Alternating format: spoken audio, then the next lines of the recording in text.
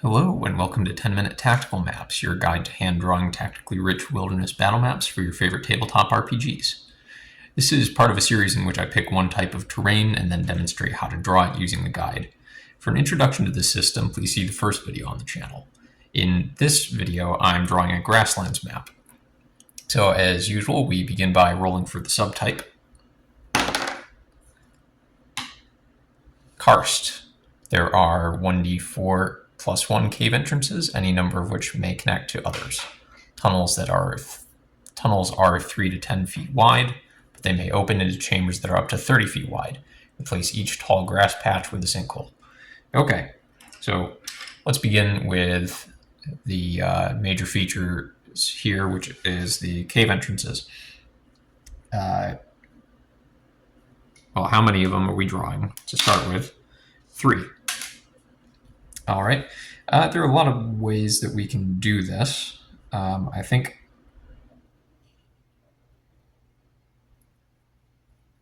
we'll make this one about 10 feet wide and open gradually here, sloping that way. Okay, and we'll have another over here. And this one will just be like a drop-down pit or a column. Not quite sure how to say it. We'll say 15 feet. Okay, and number 3. Well,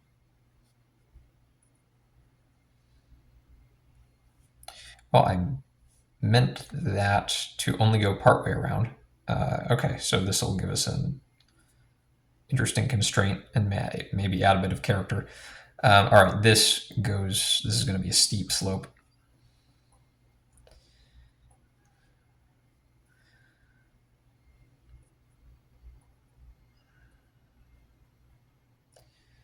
All right, and then it'll level out here.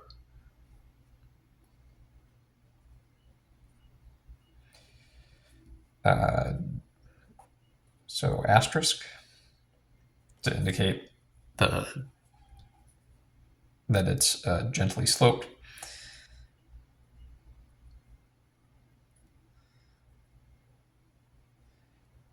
And I'll have this part be narrow, just to make it interesting.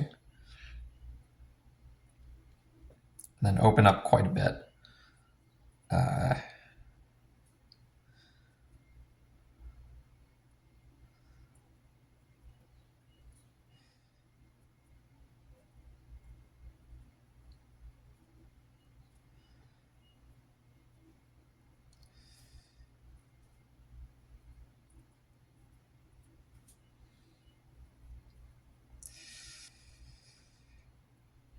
This is definitely one of the most unusual subtypes in the entire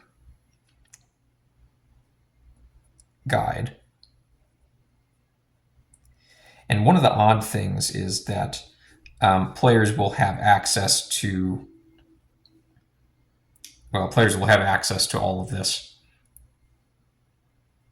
information, even though they can't really see it from the outside.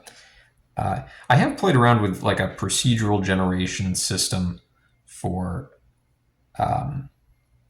this cave and for these caves that prevent players from having more information than they should. The results were mixed, and I think I'll include them in the guide anyway, just because somebody might find it interesting. All right, well that's a decent cave system. So now on to the standard props. We begin with the tall grass patches. Oh, wait a second. Okay, there aren't any tall grass patches. They're being replaced by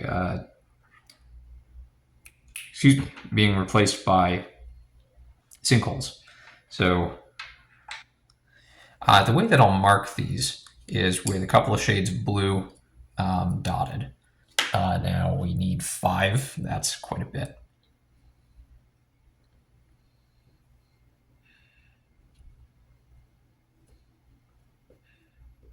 And then we're going to have another few for the sinkhole.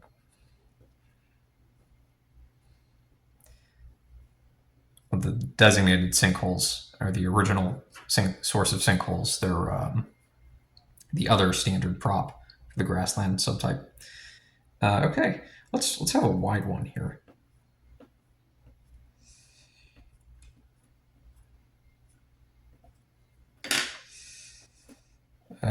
Drat. Gave it a tail. Some of these colored pencils can be erased pretty easily, others cannot. Okay, and then I'll do a few small ones. We are going to have a lot of these, so even if they're all pretty small, it's going to cover a substantial amount of the battlefield. 3.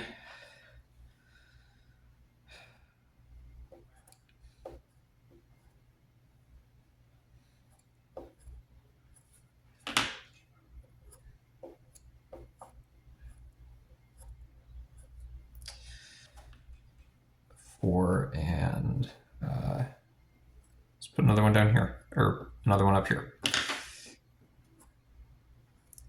I don't have a specific number of dots that I'm going for. Okay, and now for like I said, we normally draw sinkholes anyway. Wow, 4 more. So this is a lot.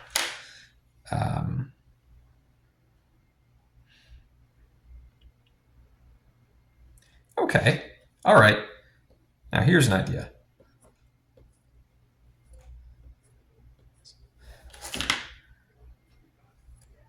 Sinkhole for somebody to crash in, crash in on the chamber here. And there's supposed to be water at the bottom. There are probably ways of dealing with that, so I'm not going to fret over it. I think that, yeah, having the roof accessible by a sinkhole could be a pretty fun twist. Okay. Oh, you know what? I just realized I forgot to specify where that entrance levels out. Okay, we still need 3 more. We're doing okay with time, but not great. So, all right, some small ones.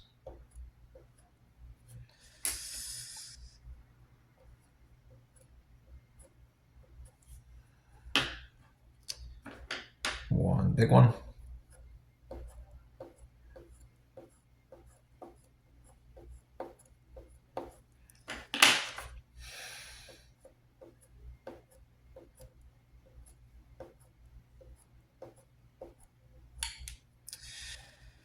One, two, three, four, five, six, seven, 8, and one more.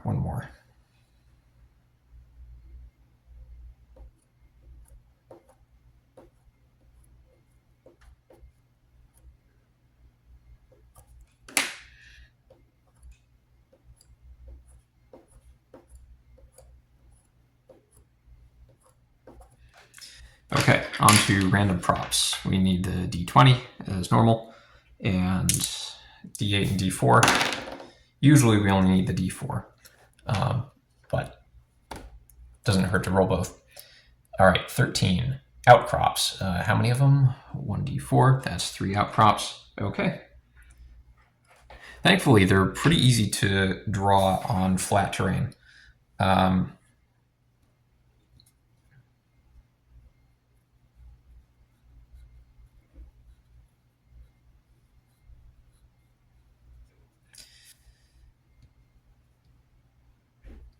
Let's have another outcrop that's adjacent. I don't think I've done that in any of the other maps, but there's no reason why not to. And then we'll have a third one over here. Yeah, this could be a nice place for somebody to see cover. Okay. Oh, and I got to mark the heights.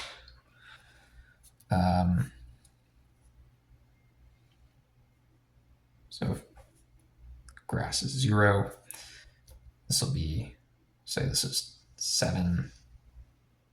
Yeah, this is 20, and this is 10. All right. Next up is, all right, second random prop, 18. Animal skeletons, okay. And 2 of them. All right, this is a weird one, but pretty fun. So,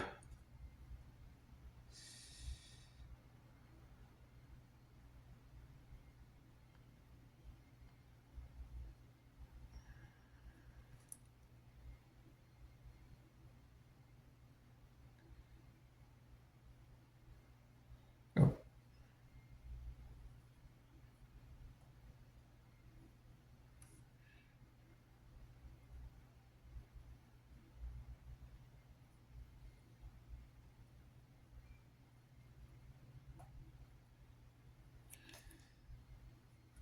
That's a pretty fat leg bone there, but it's okay. And then the other,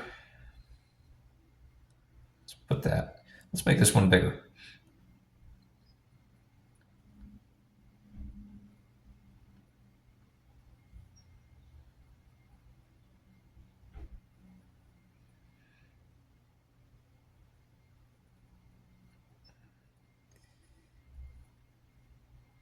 And we'll give it a rib cage.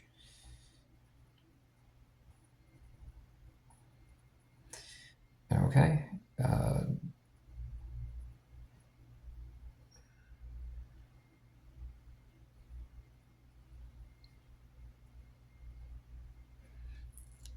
All right, so the map is complete, and I'll color this in and get back to you.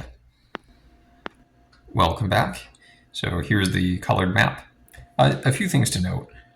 One of which is that I really wasn't sure how to color the inside here. I think gray would have made it look a bit too much like the outcrops. Brown would have made it look like a path or an above ground slope or something. So I picked that turquoise color both because it looked kind of like limestone, and I thought it doesn't clash too badly with the green. I considered just drawing over this with green, but I thought that might have obscured things too much, or make it look like some gentle slopes atop the ground. Hopefully, the really unique color indicates that this is a really unique situation. One other thing is I realized that the coloring situation might not have been as confusing if I used different colored dashed lines for the contours of the cave, similar to how the wood branches for trees are dashed with brown outline. I think it would make sense to dash this with a color that's more cave-like, or at least something that would not be confused for the contours that the black normally represents. So if I was to do this again, that's definitely one thing I'd do differently. That said, I'm happy with the shape of the cave, and I think it demonstrates all the interesting features, or a lot of interesting features that you can put in a cave, at least with these simple rules. The final thing is that I think this map does a good job of demonstrating what makes the grasslands unique. Of all the 5 terrain types, they have the largest variety of props by a wide margin. So even though there's usually not much in the way of major features, though the Karst subtype is definitely an exception, you never know what you're going to get when you roll up for the random props. So that helps to keep things interesting, I hope. Thank you for watching, and I hope this was helpful, and I hope to see you again.